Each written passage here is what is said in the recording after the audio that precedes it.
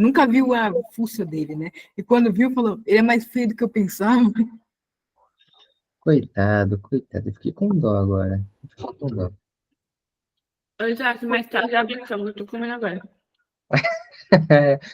Tudo bem, Ellen, sem problemas. Já eu sei bem como é essa situação. Pessoal, vamos fazer uma boa recepção para a Gabi e o Nicolai, que estão aqui pela primeira vez. Então, todo mundo abrir a câmera hoje, né? Eu não me lembro a última vez que isso aconteceu.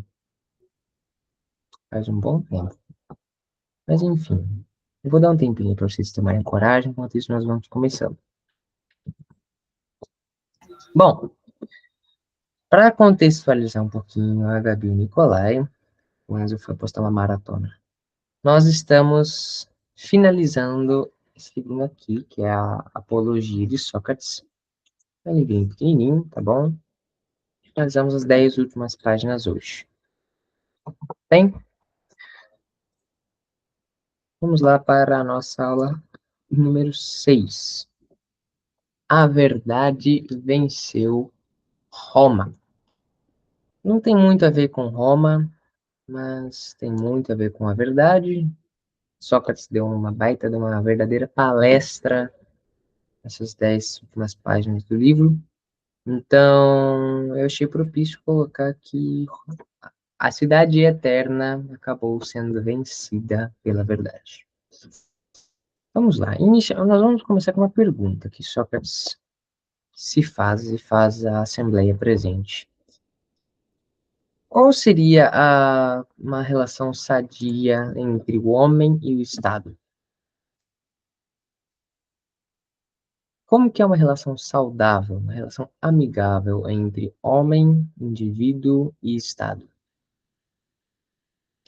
Nós não temos que ter governante nenhum, o anarquismo. Nós temos que ser todos iguais, o socialismo. Nós temos que ter 1 milhão de governantes, o capitalismo.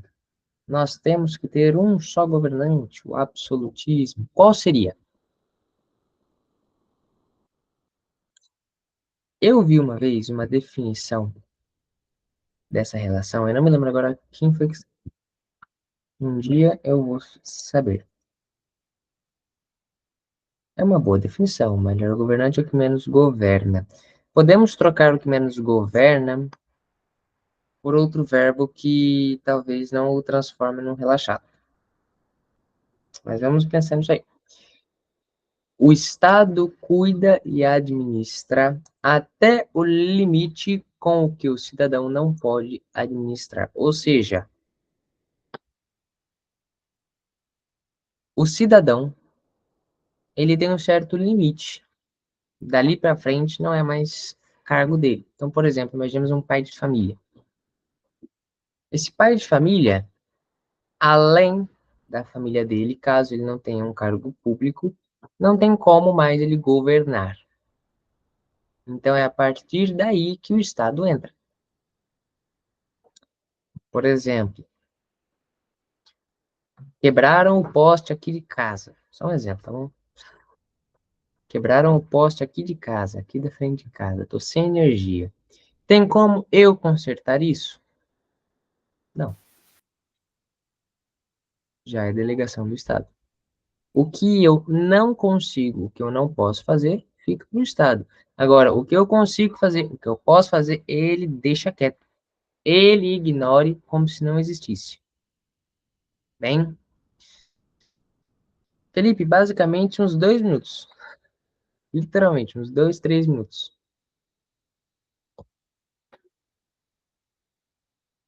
E o Chesterton e o Hilaire Belloc, dois grandes pensadores do século passado, eles chegaram à conclusão que a melhor forma de governo seria o distributismo. Alguém aqui já tinha ouvido falar de distributismo? Esses dois homens maravilhosos, com cara de bravo, são Chesterton e o Belloc. O Chesterton ele só tem cara de bravo, tá bom, pessoal? Mas o Chesterton era uma alegria só.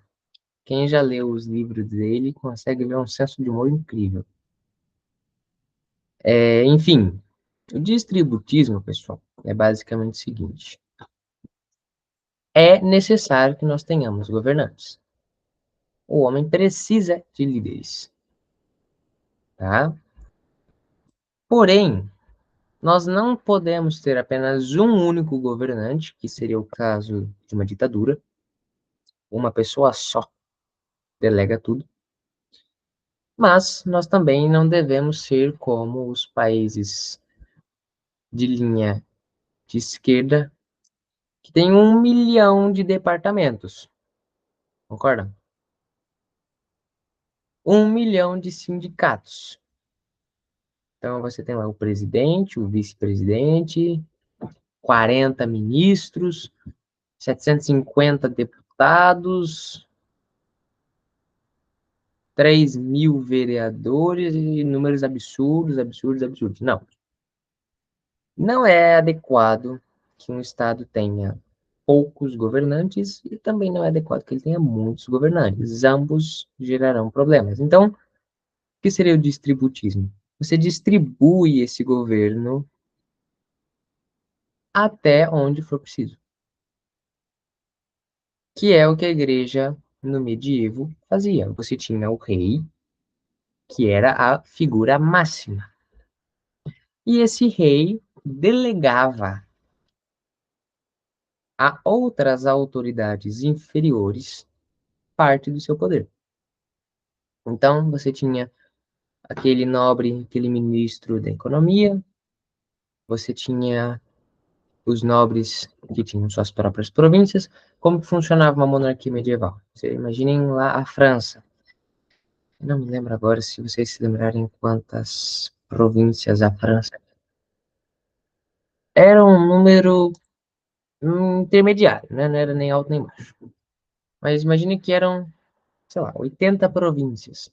80 províncias, sei lá, 40 nobres, cada um cuidando de 2 províncias. O que acontece? Esses nobres cuidam, deixam lá arrumadinho e passam um relatório do que aconteceu. Olha aí, então, nós cobramos o imposto, como o senhor nos pediu, tá aqui o dinheiro, e em tal e tal e tal província aconteceram esses problemas, nós resolvemos esses e os outros, o senhor tem que resolver porque já é contigo, e aconteceu isso. Distributismo é isso. Nós vemos isso na hierarquia eclesiástica. Nós temos o Papa, que é a autoridade máxima, mas nós temos várias ramificações. Nós temos cardeais, nós temos arcebispos, nós temos bispos, padres e assim por diante. Ficou clara essa questão do distributismo e a relação sadia entre Estado e cidadão, Estado e sujeito? Porque o que Sócrates está criticando aqui é que o Estado interfira demais na vida do cidadão. Ficou claro? Alguma dúvida, alguma pergunta? Enquanto eu estou comentando sobre distributismo, estamos tendo um debate filosófico clássico aqui no chat sobre Cícero e Platão. Deixa eu ver. De acordo com Cícero. Sim. Qual que é o problema da democracia? O problema da democracia é que você tem muita gente. Não consegui te ouvir, Enzo. Que nem eu falei, se você tem muitos no poder, é problema. Se você tem. É que a massa é burra. Então, nós vamos chegar no fato de por que o Estado não quer que a massa, que o grosso da população tenha acesso à verdade. Um péssimo Estado, um péssimo líder de Estado, ele deseja isso.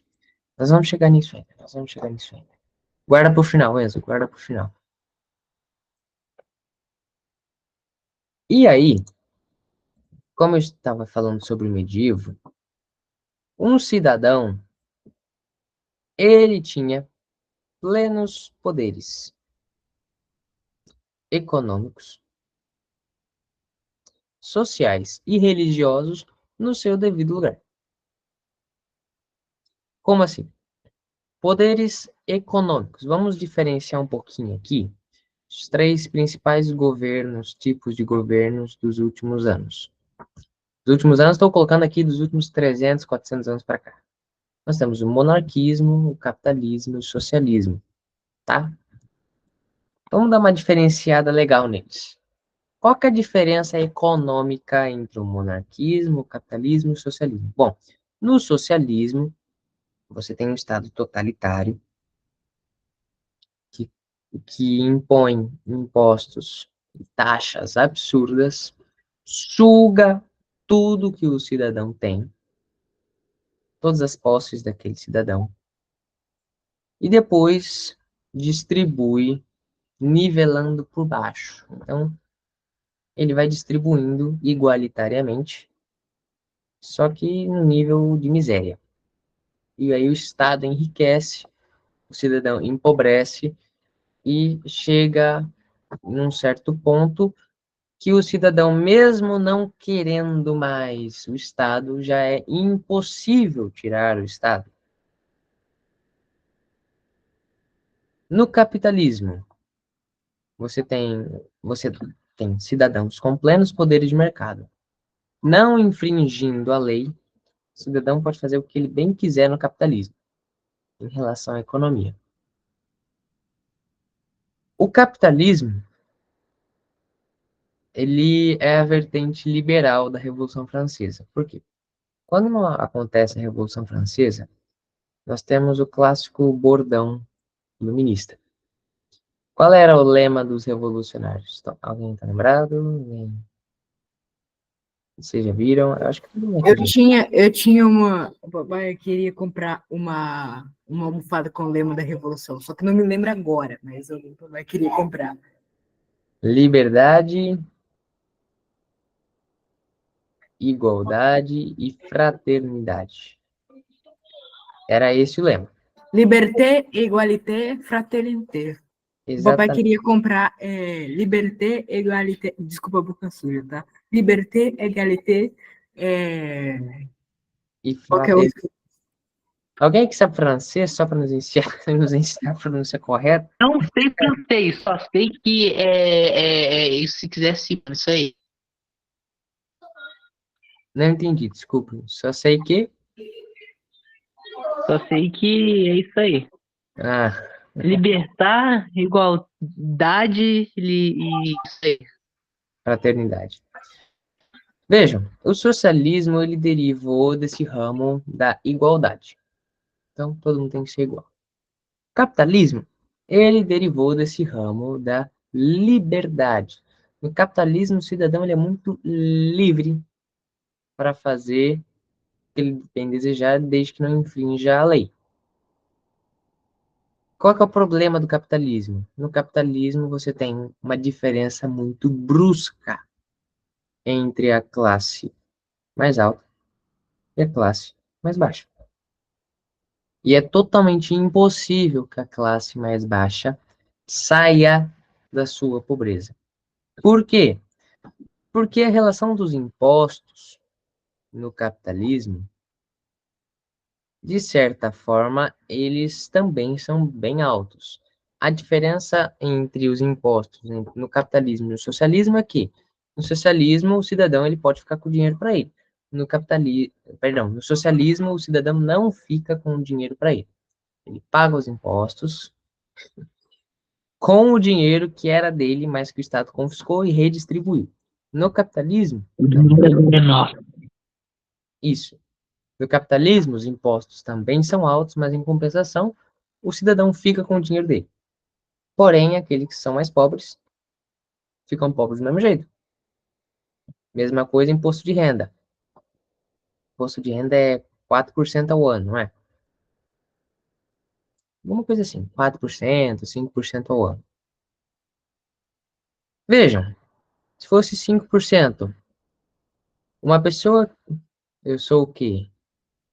Dentre os três, eu acho que eu prefiro a monarquia.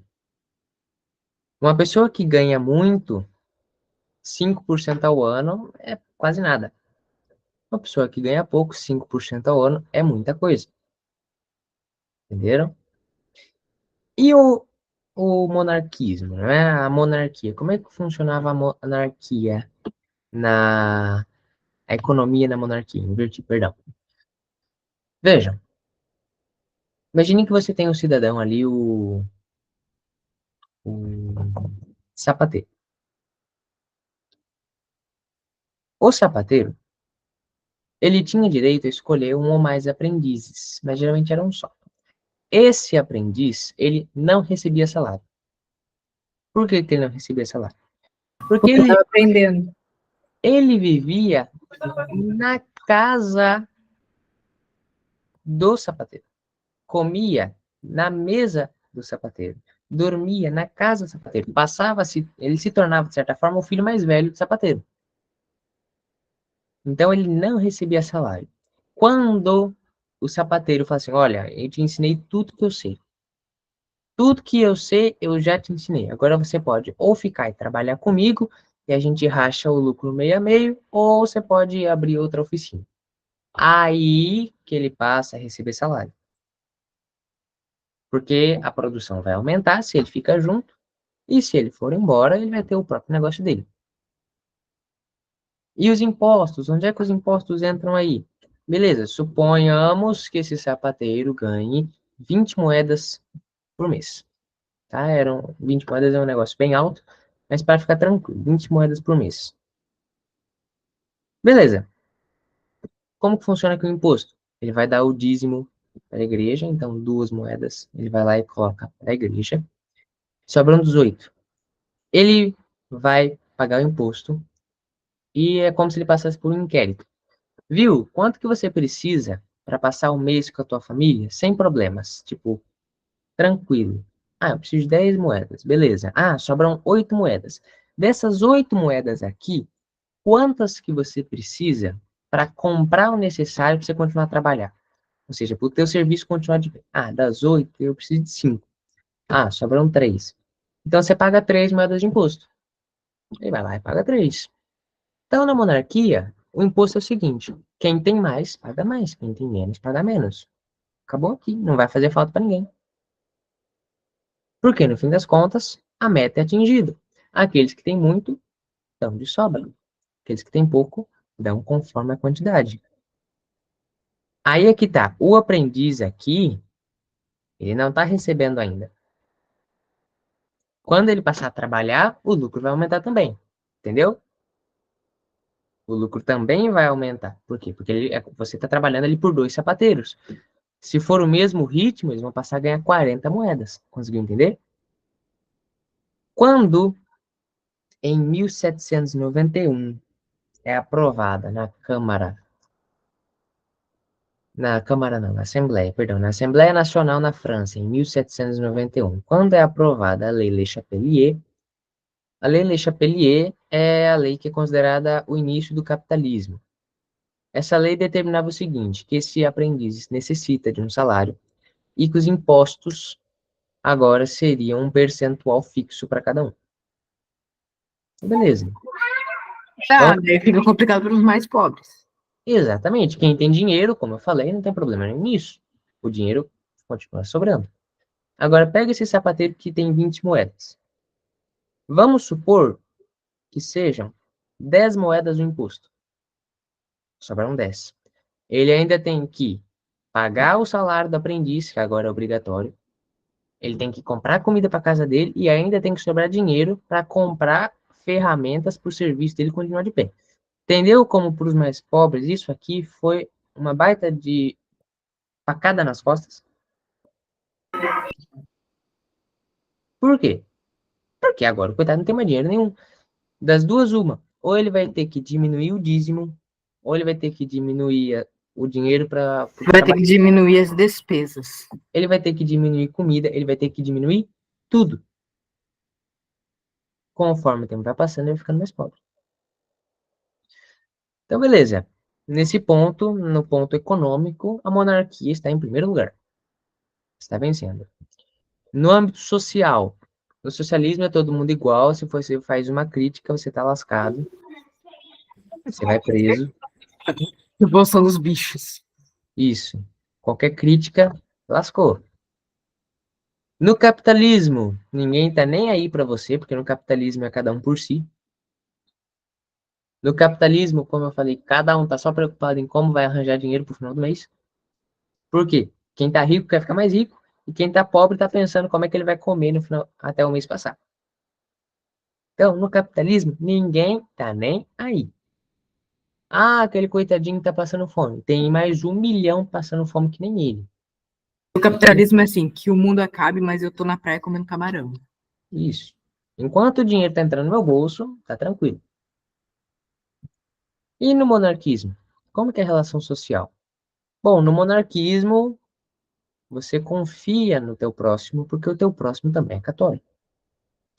No monarquismo, você acolhe os peregrinos, porque sabe que eles já têm pouco dinheiro para viajar, a viagem já é perigosa, e você não sabe se ele vai ter dinheiro para pagar uma estalagem. Então, você acolhe os peregrinos. Na monarquia, você ajuda as viúvas, você ajuda os pobres, você lhes oferece comida, sustento. Porque, como nós já vimos no âmbito econômico, Porque sobra dinheiro para porque fazer sobra isso. Mas dinheiro. também tem gente que não faz isso, né? Então, Rafael, eu fiquei matutando isso há um tempo atrás. Não vai funcionar, não vai funcionar. Ora, não. O Nicolai aqui, ele sabe muito bem como dar golpe, né, Nicolai? Convenhamos. Convenhamos, O né? Nicolai já deu golpe aqui? Não, não, é que o Nicolai é descendente de russo. Ah, tá.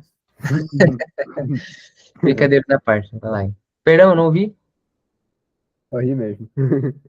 Ah, e bom, então no âmbito social, 2-0 para a monarquia. A monarquia está ganhando disparado. E no âmbito religioso? Bom, no socialismo não tem religião. Então, a única pessoa que você vai adorar é o líder do teu estado. É Hitler. Hitler, Mussolini.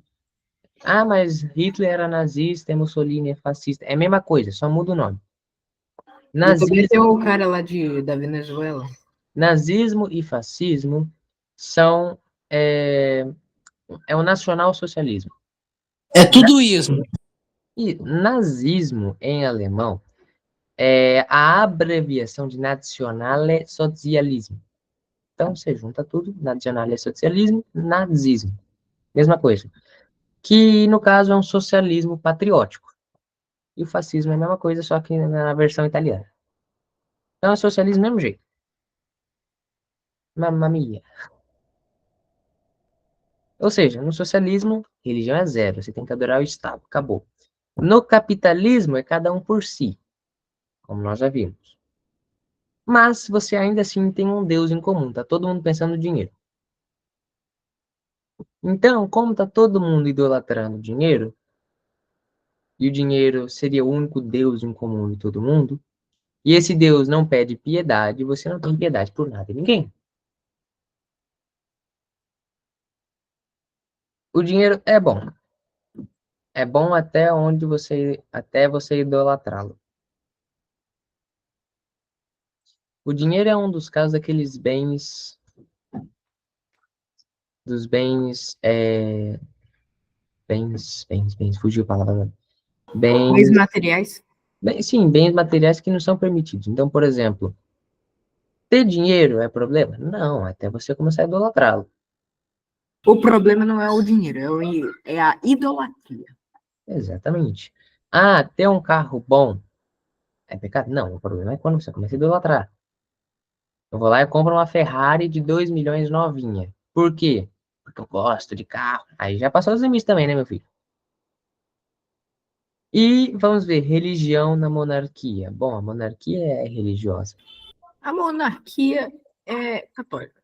E aí, quando você tem uma monarquia em que todos estão sobre a mesma religião, todos pensam da mesma forma, todo mundo pensando do mesmo jeito, você tem uma diminuição fantástica de problemas, o que resulta num aumento maravilhoso de economia, de sistema judiciário, de fugiu a palavra. Consistência, não é bem essa palavra que eu queria dizer, mas consistência, progresso, enfim. Não é melhor que todos pensem da mesma maneira, não é? Quem me dera se essa imagenzinha fosse real nos dias de hoje. Seria muito bonito. O que é isso? São vários senhores medievais. Eu creio aqui que todos sejam religiosos. Só esse de verde aqui que eu tenho minhas dúvidas. Esse de verde e esse de preto aqui, que eu tenho as minhas dúvidas.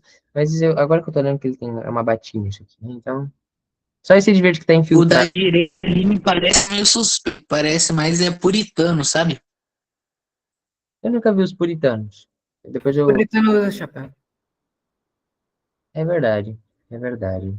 Esqueci do chapéu. Mas enfim. E bom, nós temos uma certa reação. Quando uma pessoa, no caso o Estado, ele realiza uma ação ruim, um engano, ou simplesmente algo de ruim, nós temos uma primeira reação de falar assim, ah, mas ele não sabia. Bom, infelizmente, sim, ele sabia. Por quê? Porque tem um negocinho que sem mal faz diferença, tá entendendo? Se você saber disso ou não, tem problema nenhum. É a salvação da tua alma que está em risco. É nada demais. Entenda bem. Nada demais. Não, Pois é, que você tá me quebrando de rir. não vamos nos preocupar. Tem um negocinho chamado lei natural. O que é a lei natural? A lei natural, basicamente, é a verdade que está dentro das nossas almas. É só isso, tá bom? Sem problema nenhum. Não temos que nos preocupar com isso, porque o importante é dinheiro no bolso. Nós, num país capitalista, nós temos que nos lembrar disso. Nós estamos fazendo uma transição de um país capitalista para um socialista. Então, meu camarada, o importante é ter dinheiro no bolso. Compreendido, camarada? Mas, por quê? Porque todo mundo sabe quando está errado e quando não está. Vejam, tem umas coisas que são claras, que são proibidas. Por exemplo, em qualquer civilização decente, você encontra ali dentro que matar é um crime. Não, é Então, onde que você não vai encontrar que não é que matar não é crime. Então, Império Romano, matar é crime. Na Grécia, matar é crime. Na Babilônia, matar é crime. No Império Egípcio, matar é crime. Em qualquer lugar, em qualquer civilização decente, roubo é crime. Em Roma você falou que matar é crime, mas aí eu lembrei lá do Coliseu, né? Então. Esse tipo de morte não era considerado um assassinato. Era considerado um sacrifício ao imperador, que era considerado um deus. Que Lembra? maneiro. Não, não é. O gladiador está sempre Informações úteis. oferecendo. Gladiador é um duplo sacrifício. Ele oferece a vida do coleguinha e o coleguinha oferece a vida dele, entendeu? Relação mútua maravilhosa. Vamos matar o coleguinha. Literalmente isso, Enzo. Literalmente isso. Mas enfim, a lei natural, Olha os incas aí, ó. essa vozinha na nossa consciência. Olha, zóio, um grilho. Um grilo falante ali, ó. Porque é que nós sabemos quando nós estamos errados. Beleza, vamos pegar um exemplo. Imaginem um jovem, um jovem adulto de 20 e tantos anos, nunca foi à igreja nem nada. E ele tem relações com a sua namorada. Eles não são casados, mas ele tem relações. Mesmo ele nunca tendo frequentado a igreja, ele sabe que aquilo está errado. Por quê? Bem, poderia me dizer por que é que ele sabe, que ele tem consciência? Ética. Ele sabe, ele tem consciência de que aquilo é errado. Por quê? Porque ele só vai fazer isso com a porta do quarto trancada, dentro da casa dele. Se ele não soubesse que era errado, ele fazia no meio da rua. Se bem que hoje em dia tem muita gente que, enfim, deixa pra lá. Sim, eu entendi. Que nem a Madonna no Rio de Janeiro. A Mas isso aí, Madonna transcendeu, foi para ritual satânico. isso aí já é um caso à parte. Não vamos entrar em polêmicas aqui. Um jovem, pessoal, que assiste imoralidades. Por exemplo, um show da Anitta no celular. Ele sabe que aquilo está errado, porque lá no início, lá atrás, quando ele estava vendo pela primeira vez, então, por exemplo, quando ele tinha uns 13 ou 14 anos, quando os colegas na escola lhe passaram para ver um vídeo desse, ele contou para os pais dele que ele estava vendo, ou os pais foram descobrir depois de muito tempo? Ah, ele vai ver a Anitta. Ô, moleque, você tá vendo funk no celular? Que rapaz, que coisa é essa? Ele contou ou ele foi descoberto? Então, sim, as pessoas sabem quando elas estão erradas. Ah, mas e o nosso presidente? Que rouba, se pudesse roubar nossa alma, roubava também. Vejam, Eu e Jesus Cristo, nós somos a alma mais honesta do Brasil. vejam.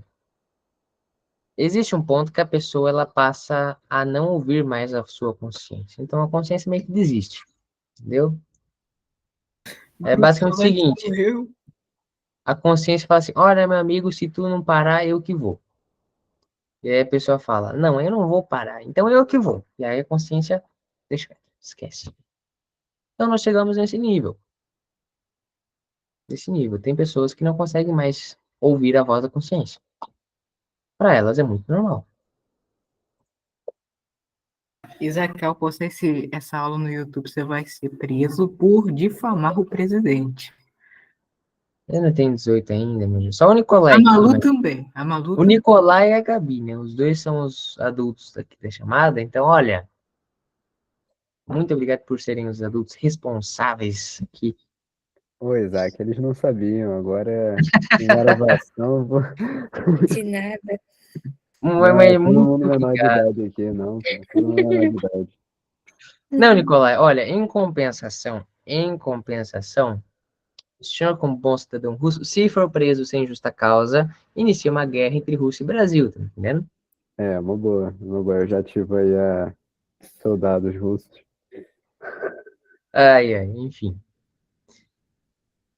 Mesmo agora que nós vimos que as pessoas sabem a verdade, no fundo elas sabem, mesmo sabendo a verdade, o Estado não quer a verdade. Ele não deseja que a verdade seja revelada. Chegamos naquela parte lá, Enzo. Por quê? Porque a verdade não agrada ao Estado. Se a verdade for revelada, o Estado moderno ele se desmantela. O Estado moderno, nós podemos dizer que ele começou ali com a revolta de Lutero. O Estado moderno, a concepção dele é germânico-luterana. Tadinho do Lutero, vai ter que ir pro inferno. E já na sua concepção, o Estado moderno, ele já é contra o livre pensamento. Alguém aqui já viu sobre a Guerra dos Camponeses?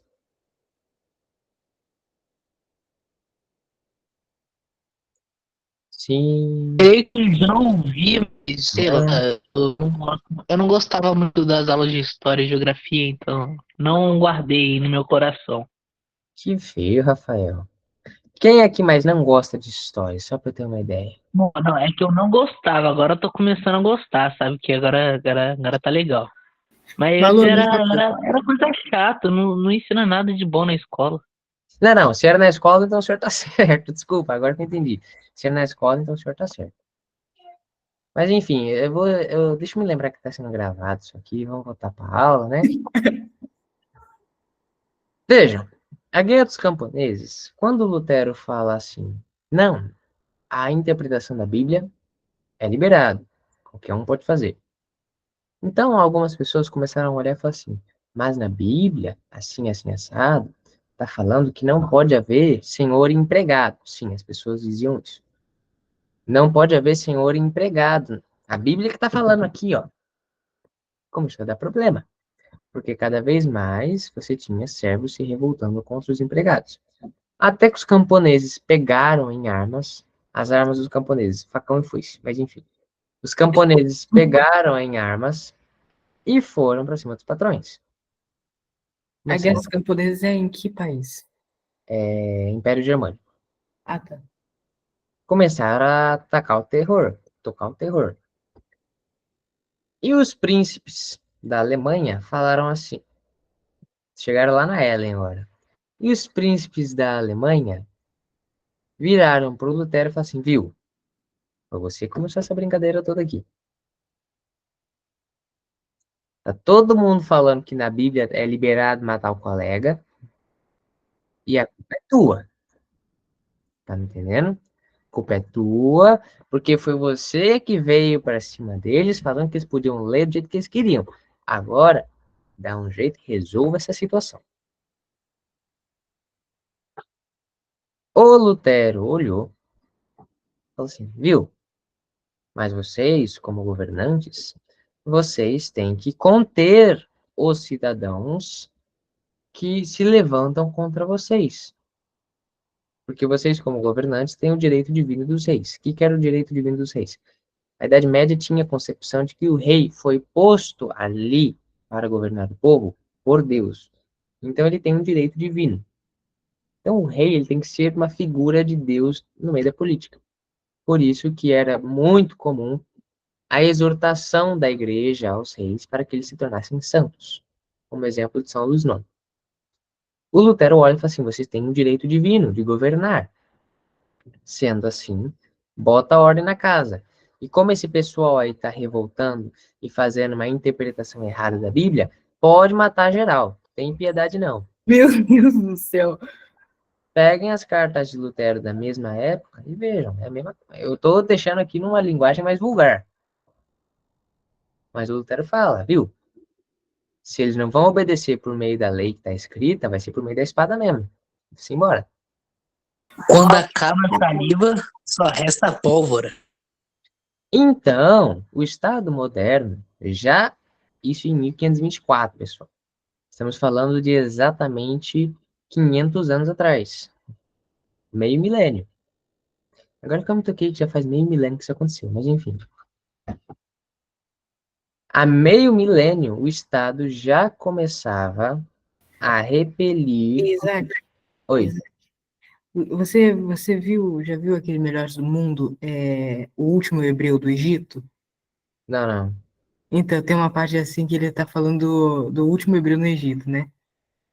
É que se você não viu, você não vai entender. Então, depois eu mostro. Beleza. O Estado já há 500 anos já é contra o livre pensamento.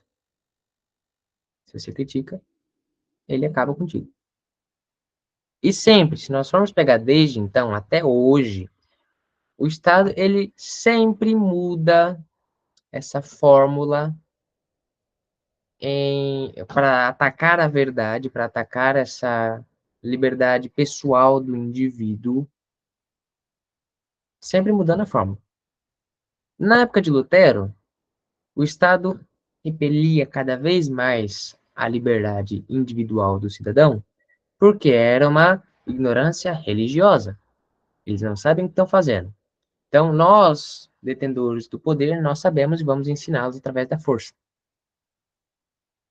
Na época de Voltaire, era contra as trevas da religião. Então, a religião não sabe de verdade as coisas. Nós, detentores do Estado, que sabemos. Nós vamos ensiná-los. Na época de John Rockefeller, auge, assim, auge não, né? Mas o capitalismo a toda pólvora, de vento em popa na Europa e nos Estados Unidos, era pelo trabalho. Não, eles não sabem trabalhar direito. Eles não sabem fazer as coisas direito. Nós, detentores do poder, vamos ensiná-los. Na época, século passado, com a KGB e tudo quanto era serviço secreto, era contra as mentiras. Não, porque isso aqui é mentira. A KGB não é é a CIA russa? É, Ei, eu posso pegar um livro aqui? É do Yuri Bezmenov. à vontade.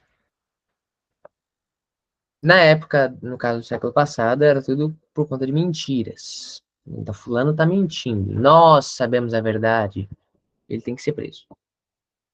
E hoje, o Estado, ele repele a liberdade pessoal do cidadão, porque o cidadão está propagando fake news. É exato. Deixa eu ver. Subversão. Eu acho que eu já ouvi falar desse livro. Yuri Bezmenov foi a única pessoa que saiu viva da KGB e alertou todo mundo sobre ela. Dá um zoom no livro na tela, que eu não consegui ver. Agora que eu tô dando um zoom. Subversão. Ah, eu já ouvi falar desse livro. Não li ainda, mas já ouvi falar dele. Ele foi a única pessoa que saiu viva da KGB. Deixa eu ver se tem outro aqui, ó. Tem outros dois, na verdade, né? Não sei se eu vou conseguir pegar agora. Eu acho que um deles eu consigo. Não vou conseguir pegar agora. Me lembra no final. Me lembra no final, tá? Os livros Ele se era chamam... um ex-informante da KGB. Ele alertou todo mundo. Ele fala assim: vocês estão sendo manipulados e vocês nem sabem. Beleza, depois eu pesquiso sobre o livro. Não me deixem esquecer de mostrar esses dois livros que eu enviei no chat depois, tá? Enfim, vejam como essa estratégia de manipulação da verdade, liberdade pessoal do cidadão, ela é uma incongruência o tempo todo. Porque lá com Lutero, o Estado sabia como é que a religião tinha que ser aplicada. Depois, 200 anos depois, o Estado sabia a verdade e a igreja era tudo uma baita de uma mentirada, treva religiosa. Mas não era o Estado que há poucos anos antes sabia como é que era para fazer religião direito? Enfim. Depois, o Estado sabia como trabalhar direito. Mas não era como estudar direito? Foi para o trabalho? Depois, o Estado sabe a verdade absoluta. Não importa o que o cara está falando, ele está mentindo. O Estado sabe. Hoje é contra as fake news.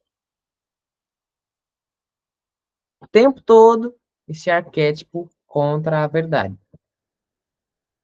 O tempo todo. E nós, jovens, nós temos um papel crucial dentro dessa história toda.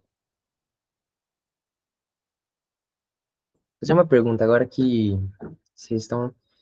Fiquem tranquilos para responder. Vocês não serão presos por isso. Porque nós não somos os maiores de idade, como eu já falei.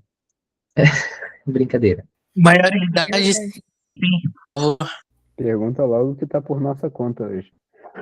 Eu, Davi e Nicolai não podemos responder porque a gente já pode ir preso. Não, essa pergunta não tem nada demais. Vejam. Na história, qual é a pessoa que tem mais proeminência? Que tem mais atitude? Uma criança, um jovem ou um adulto? Um jovem. Não vale ler o que eu escrevi, tá bom? Ué, como assim? Nem sei o que você escreveu, pô. É que eu lembrei do Charlie Brown Jr. aqui. O jovem no Brasil nunca é levado a sério. Só que hoje em dia ele é levado a sério demais. Vamos lá, pessoal. Rafael, ele criou coragem, respondeu. Quem é o que tem mais proeminência?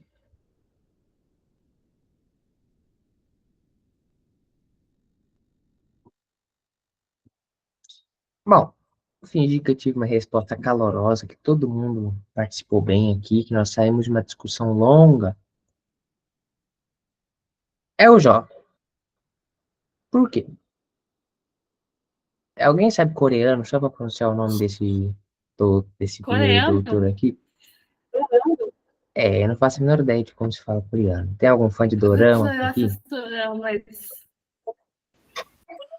Eu não sou de dorama, não. Eu sou mais japonês. Sou mais Ah, japonês. Posso falar? Eu não sei de nada, mas Cartier eu não sou um ninja. Pode falar, Nathalie. Hyojo-un Kim. Seria o que eu diria também.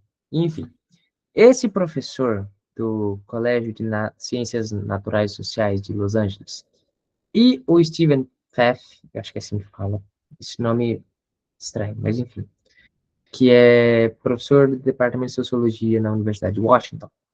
Esses dois respeitáveis senhores, há alguns anos, eles foram fazer uma pesquisa na Europa para ver sobre a Revolução Protestante. E foram lá para descobrir onde e quais fatores seriam necessários para que a Revolução acontecesse. Então, eu não lembro agora, eu acho que eles fizeram essa pesquisa em 500 e tantas cidades da Alemanha, todas elas com mais de 2.000 habitantes, todas elas onde a Revolução Protestante passou, dando certo ou dando errado. E eles montaram uma teoria que, para mim, é verdadeira. Que, para que uma mudança social aconteça, para que uma revolução aconteça, para que uma medida política aconteça, nós precisamos de 3 classes: contra ou a favor. Seja contra essa mudança, seja a favor dela, nós teremos 3 classes. Nós teremos a primeira classe, que é a classe que vai criar as ideias, que é a classe intelectual, que é a minoria. Então, por exemplo, vamos pegar aqui a Revolução Francesa. Nós temos os iluministas, que são essa minoria que cria as ideias. Nós temos a segunda classe, que também é uma minoria, que são a classe financiadora, que coloca dinheiro na história, que é o Estado ou a burguesia. Ah, então você virou comunista agora, é tudo culpa da burguesia. Não. Mas nós temos que admitir que a burguesia tem um papel importantíssimo nas revoluções, embora a burguesia surja por causa de Lutero. Então, nós somos contra a burguesia, mas também somos contra Karl Marx. Nós temos essa classe que também é minoria, que é a classe financiadora. E nós temos um intermediário, que é o sujeito ativo.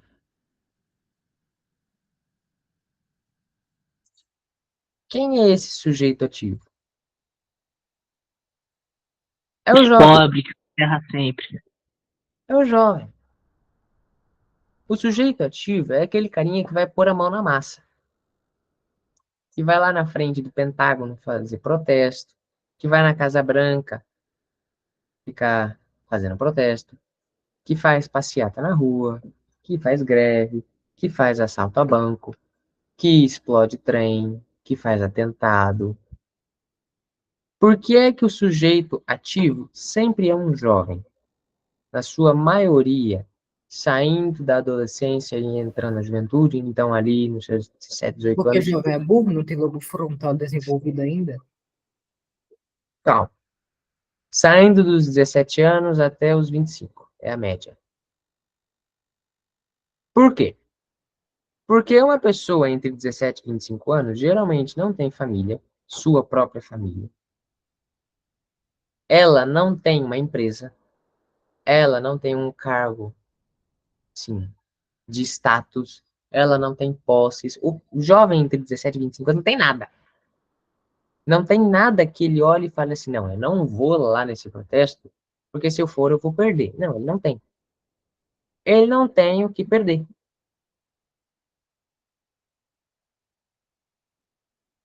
E, coincidência, qualquer semelhança é mera coincidência.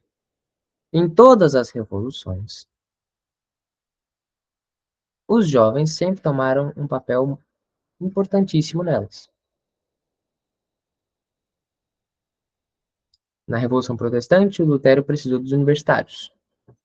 Na Revolução Francesa, eles precisaram dos jovens que estudavam e também dos jovens militares, dos jovens da burguesia, dos jovens simplesmente do povão. Revolução comunista, a maioria eram jovens. Atualmente no Brasil, a maioria são jovens também. No Brasil e no mundo, né? Então, o jovem ele tem esse papel importantíssimo. Porque se alguma mudança social for acontecer, ele é o protagonista da história. Ou seja, é uma responsabilidade nas nossas costas que é muito grande. Então, aí a Gabi, o Davi e o Nicolai, vocês estão aí entrando nos 18 anos até os 25. A partir daqui é com vocês. Toma cuidado aí. Nós ainda não. Nós ainda não. Brincadeira. Nós também já. Mas você é mais que a gente. Não, não estou chamando de velhos, estou chamando de responsáveis. Não, tô Entendeu? chamando de velho mesmo. Eu tô chamando de velho. O Enzo tá, eu não. Todo mundo é velho. Bando Bom. de velho. E o Sócrates, gente? Sócrates, depois que faz essa acusação contra o Estado, de que o Estado suga a vida do cidadão, que o Estado se intromete demais na vida do cidadão, etc, etc, etc. Sócrates, ele fala assim que ele prefere morrer mesmo. Por quê? Porque ele sabe que do outro lado não tem sofrimento. Ah, eu ia falar outra coisa. E eu pensei, não vale mais a pena morrer. Já tudo acabou as esperanças. Morre mesmo que fica melhor. O Enzo virou um pessimista. Eu sempre sou pessimista. Um pessimista do século passado. Igualzinho. Eu ouvi agora o Jean-Paul Sartre falando agora. Brincadeira, Enzo, não siga os passos desse carinha. Vai dar errado. Que carinha. Que carinha. Jean-Paul Sartre. O marido da Simone de Beauvoir. Ah, Não é gente boa, você já percebeu. já. Só pelo nome. Nem sei nem quem ele é, mas o nome não é de gente boa, não. Ó, o Sócrates ele já tinha um entendimento. O Sócrates ele já tinha um entendimento de que, do outro lado, há uma plena verdade, uma verdade plena. E no fundo, eu tenho uma impressão que no fundo, todo ser humano, ele deseja, todo ser humano que já viveu ou ainda está vivendo, o conhecimento mais arraigado dele, que está intrincado no fundo do coração dele, é conhecer a verdade. Conhecer toda a verdade. É o que o ser humano quer. Ele tem uma curiosidade, uma indisposição, não uma disposição, perdão, ele tem uma disposição para a verdade. Ele quer saber a verdade. Imaginem que eu forço vocês a ler O Senhor dos Anéis inteiro. E chegando lá, Felicidade! porém, tem um porém. Nas últimas 100 páginas do livro, vocês não podem ler mais. Vocês vão parar nas 100 páginas e não vão ler nunca mais. Vai ser horrível. Por quê? Vocês querem a verdade. O que foi que aconteceu no final? Mesma coisa, um exemplo mais para filme. Mesma coisa para filme. Pior coisa que tem é você ver um filme e quando tá faltando ali uns 15 minutos para acabar, você para. Alguém desliga. Alguém desliga, acaba a Isso. internet, N motivos. Você parou de ver o filme. É horrível. É horrível, você fica com raiva. É horrível. Então, o ser humano ele tem uma disposição natural para a verdade. Ele quer a verdade. Nada mais a verdade. Nada além da verdade. E isso que é bonito no catolicismo. O catolicismo, ele nos promete, depois da nossa morte, caso nós mereçamos, toda a verdade. O céu, onde nós vamos conhecer tudo e todos. O catolicismo ele tem essa maravilha chamado santidade, eternidade. Padre Paulo, ele fala assim, que imagine o desespero de um ateu. Eu falei que o senhor me lembrava um pessimista, Enzo, porque o Paul Sartre, ele fala assim, eu não pedi para nascer. Eu não queria nascer. Fui obrigado a nascer para viver uma vida desgraçada e miserável, cheia de problemas. Eu sou bem por aí mesmo. Agora, qual é a diferença entre o senhor e esse Paul Sartre? O Paul, ele é ateu.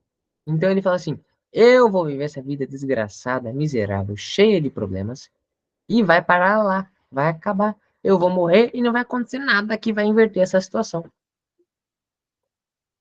Pelo menos eu tenho senso de humor, ele não tem.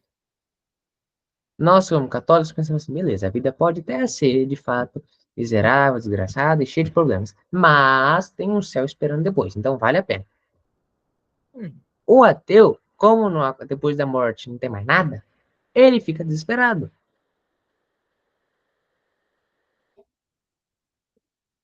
E essa que é, como eu estava dizendo, é essa a beleza da Igreja Católica. A beleza de poder ter essa oportunidade da verdade. De fato, é um pensamento desesperador. Eu falei para vocês do Senhor dos Anéis. Ah, as 100 últimas páginas vocês não vão ler nunca mais, até morrer. Vocês vão ficar com o sentimento de, poxa, eu vou morrer sem saber a verdade, sem saber o que aconteceu. Não, é mais provável que eu arranque a sua pele antes de fazer isso. Agora, se eu sei que depois eu vou saber, eu fico tranquilo. É essa a tranquilidade dos mártires. É essa a tranquilidade dos santos. E para nós encerrarmos nossos estudos sobre esse livrinho, que para mim foi um divisor de águas, um livrinho pequenininho, tem 80 páginas, mas, como eu falei, para mim foi um divisor de águas. Nós vamos ficar aqui com a história de Neemias. Neemias foi o líder de Israel que reconstruiu Jerusalém depois do fim do fugiu o nome, cativeiro na Babilônia. E o Neemias, ele servia o rei da Babilônia, Artaxerxes. E um dia o rei Artaxerxes, na festa, ele falou assim, viu, para os convidados, viu, eu quero que vocês vejam aqui a sabedoria dos meus servos. Vamos fazer uma disputa aqui entre eles. Chamou o Neemias e outros dois. E fez a seguinte pergunta. Para vocês, qual é a coisa mais poderosa do mundo? O que seria o fator mais poderoso para a vida de um homem? Aí o primeiro falou assim, para mim é o vinho. Porque todo homem embriagado, quando bebe demais, ele fala a verdade, ele faz o que você quiser. Então, para mim, a coisa mais poderosa do mundo é o vinho. Ah, tá bom, é uma boa resposta. Ele virou pro outro, e você, qual é? Para mim é o poder militar. Porque se a pessoa tem poder militar, ela faz o que ela quiser. Não, para mim você já ganhou. Mas vamos ver o que o nosso Neemias tem a falar. Neemias, para você, o que é o fator mais poderoso do mundo? Mais poderoso que o vinho e mais poderoso que os exércitos? O Neemias olhou e disse assim, nada é mais poderoso que a verdade. Oi, eu tive que sair. Nada é mais poderoso que a verdade. O rei ficou surpreso com isso. Iniciou ali uma certa amizade com Neemias e depois lhe concedeu a autorização para ir reconstruir Jerusalém. Mas não é na reconstrução que eu quero focar. Vamos ficar pensando aqui nessa questão da frase de Neemias. Nada é mais poderoso que a verdade. verdade ela é tão... Desculpa, eu tô falando essa palavra várias vezes, mas a verdade ela é tão poderosa que depois que você vê, é impossível desver. Depois que você enxerga que a Igreja Católica é a verdadeira instituída por Deus, é a única santa, você não consegue mais desver aquilo. Não há como você ignorar. Assim, eu vou simplesmente ignorar e vou passar a minha vida tranquilamente. Não tem como.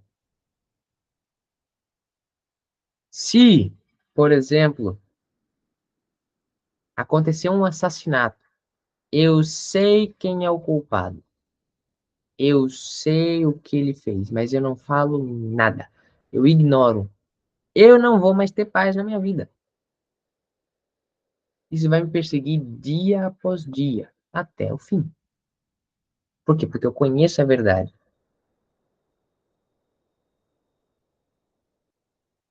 Teve um episódio interessante que Fulton Sheen, se eu não me engano, é Fulton Sheen. Quem souber a frase pode falar para mim. Ele fala assim que não existiu ao longo da história 10 pessoas que odiassem a Igreja Católica. Como assim, Fulton Sheen? Porque quando você passa a saber o que é a verdadeira Igreja Católica,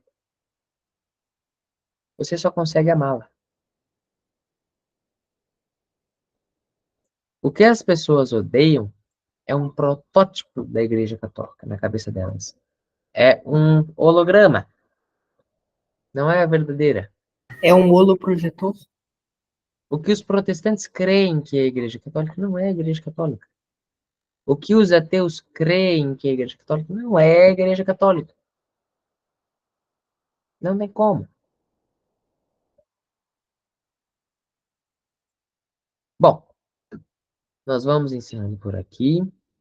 Bem, eu acho que os avisos sobre os próximos livros compensa mais falar depois que a gravação for encerrada, porque não tem nada a ver com a aula. Mas antes de encerrar a gravação, alguém tem alguma pergunta, alguma dúvida? Claro, às vezes só um comentário mesmo. Não. Não? Eu só tenho aquele negócio do Yuri Bezmenov que eu mandei aqui, só que. Beleza, não esqueci. É que você não me respondeu, eu fiquei tinha lá. Eu sou assim, sou chato. Ô, Isaac, aula de respeito demais. Que é isso? Nossa senhora, cada uma é melhor que a outra, cara. E Não, foi não me mal. elogia, não. Elogio só, tá bom? É o livrinho dele. Não, realmente. Não, assim, eu acho até meio difícil sair da minha boca um elogio digno de elogiar Sócrates, né? Mas. Coloca o nome dele no seu filho, é uma homenagem boa. Não. Não, vou fazer isso mesmo. Ai. Eu faria isso mesmo, cara. Não, mas é o seguinte, aí também foi mal eu ter atrasado, cara. É porque meio que metade da aula eu não tava em casa. Eu literalmente acabei de chegar em casa, acabei de pisar na minha casa aqui. Foi meio difícil, sabe, de ouvir, mas eu consegui ouvir a melhor parte. Eu fiquei pensando, se o Felipe veio de Uber, se o Uber ouviu a aula inteira. Não, o Uber foi a minha família, foi a minha mãe, meu pai e os meus irmãos do Uber. Entendi. Uber gratuito? Que isso? É, pra você ver, É né? gratuito Patamar. não, eu tô olhando essa cara. Patamar. É outro patamar, Oi, e o Enzo, sabia que você tinha lido a República, não? Como assim? O cara é filósofo já, ué. É porque eu tinha que resumir na minha aula, sabe? Nossa, hein? Que isso? Entendi. Mas que aula é essa, ué? Os caras da escola pediram pra eu ler a República, eu sabia disso não, ué. Eles pediram pra eu ler a República, entendeu? Daí eu tinha que resumir. Que bom. Não, hein? Ô, Isaac, tava querendo conversar com você sobre a República de Platão. Se você tem previsão aí, você vai pegar ela para estudar? Com o pessoal aqui também. Lembra aquilo que eu te falei quando eu falei que seria a Ilíada? Lembro. Até nós terminarmos, eu não faço a menor ideia do que nós vamos fazer. Nossa, hein? Tem tanto livro, né, cara? Tem um monte de livro. Tem uma... Nossa senhora. Nossa senhora. Meu Mas Deus deixa eu do céu. encerrar a gravação então e a gente já fica um pouco mais solto para conversar mesmo. Beleza. Bom, tchau, tchau.